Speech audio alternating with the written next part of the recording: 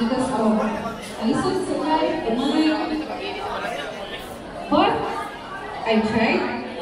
I did go to school, diba? I went to law school because I want to help a family. But that's okay. Because I get to speak in behalf of many youth sa inyo and get to inspire you with the mind. And that someday, maybe, ang isa sa inyo na ingdot ko man will say, ay, nakaya ba ng job? Nakaya sa inyo. So whatever it is that you are thinking right now, whatever it is that you want to do with your life, just go on. Because someday you are a future leader. No, hindi ko man ako leader in the sense that I'm not any politician, diba? But I'm, right now, development development officer, and I get to say yung mga ideas and implement them. Okay? Next.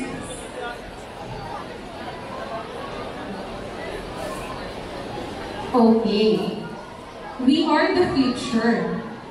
First, because, again, come on, you represent the future leaders of our society. Diba?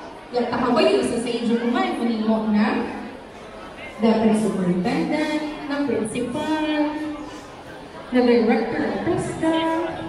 Diba? Because we are once like you, sir. Lagi kami sa wherever you are right now. Second is, you have an involvement in governance. Again, through the SK. Okay? You get to lobby policies and decisions.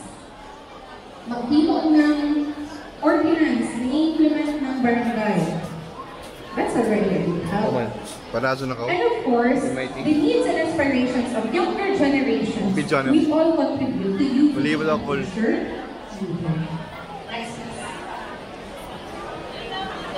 Okay, now we move to the role of youth in governance. Okay, now what are the potential contributions of youth to governance processes? Jaon ba or baya? Jaon. Okay, first, can everybody read number 1? Okay, balikan na ko. Para halakat din na. You have fresh perspectives. You have fresh ideas. Unique ang ato mga ideas. Don't you know na one of the organizations under the LYDC, the Surigao Youth Convergence, na ang founder is isa si Sir Roxy Adolfo. Do you know Sir Roxy from the school head of Zaragoza National High School?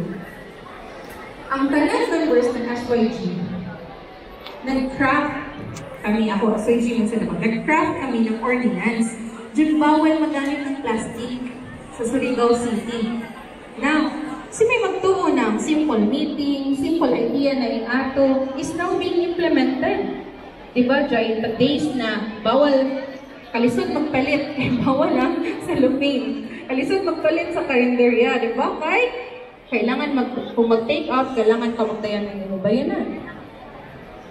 It's hard, but it helps a lot.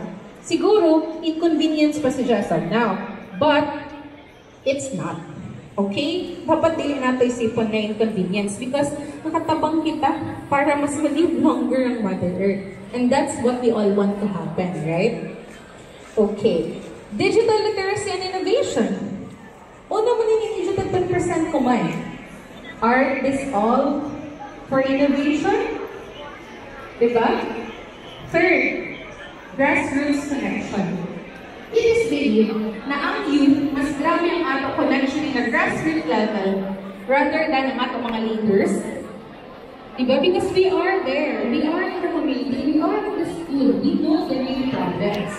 So when you bring your ideas, out, the whole will happen. And of course, social media influence. Okay?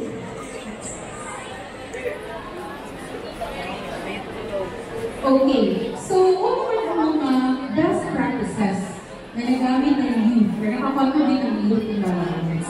Again, disability at kabataan dito.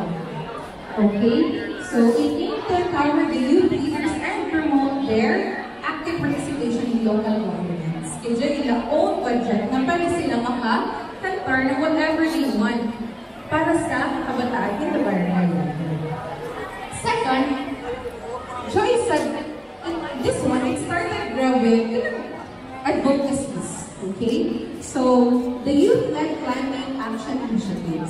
meaning organizations like Youth Advocates for Climate Action Philippines. Kaya mga bata na gusto nila na mutuo kita that there is really climate change and that there are adaptation and mitigation measures. So whatever it is the organization that you belong to right now, just continue to push for whatever our purpose is. Okay, it will really, takang iba yun, di ba? On a national level, umabot talaga ng concert. Vitamins ka mo diya. Okay, now we go to building youth leadership skills. And someone man para ma-build ang ato leadership skills. Do you like it or not? Yes, di ba? Join din siguro mga SSG officers. Okay, next please. Ma-show ang video. Kapilang kami. Okay, video. Pwede di kayo makapil sa kuwan. Okay, kindly watch this video.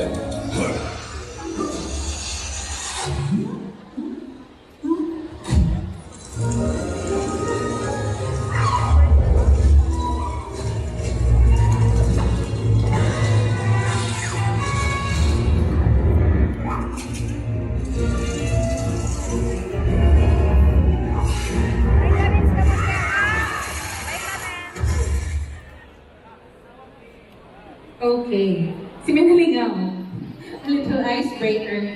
And who can give me their thoughts about the video? One lang. Yes. Ay.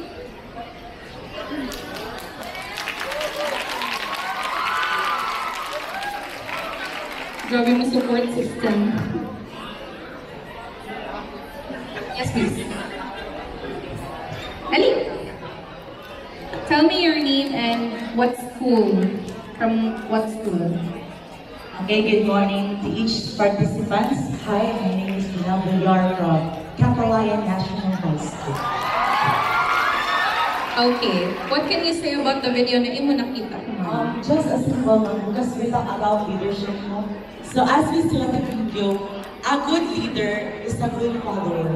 So, pag sa kung tayo good leader kita, kapag kita mo, di ba, sunod sa ato na nagana sa sabupan kay kung kapag bad leader ka, kung sa masabi pag sunod sa inyo ay kung bad influence dapat, as a leader, dapat gagawin kita na kita ang isang role model.